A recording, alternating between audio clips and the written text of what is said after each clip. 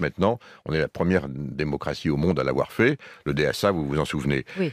Et donc, on ne peut pas, évidemment, utiliser ces plateformes pour amplifier massivement donc des fake news et créer donc de la distorsion, voire de l'impact, notamment sur nos Oui, mais démocraties. aux États-Unis. Mais aux États-Unis, quand on a 203 millions de followers, c'est le cas Elon Musk. d'Elon Musk qui a 203 millions d'abonnés sur le réseau X, qui en compte à peu près 320 millions.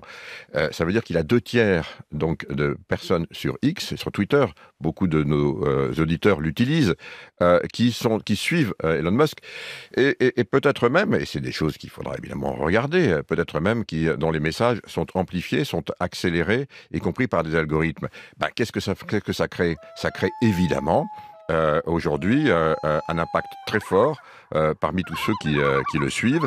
Et donc, on peut dire de façon très claire que oui, ceux qui maîtrisent aujourd'hui les réseaux sociaux, ou en tout cas qui les utilisent, je dirais, pour eux, peuvent avoir un pouvoir supplémentaire. C'est la raison pour laquelle, en Europe, nous avons mis cette régulation pour que ça ne se passe pas. Mais alors là, avec oui, un bon courage Trump maintenant. surpuissant et un Elon Musk conseiller ou dans l'orbite du pouvoir, vous pensez que les régulations européennes ne vont pas être durement attaquées? Mais la régulation, elle est la même pour tout le monde. Donc moi, j'ai aucun doute que c'est notre loi à nous. Elle a été votée par le Parlement européen, c'est-à-dire par le peuple européen, par nos concitoyens européens. Elle a été votée par le Conseil européen.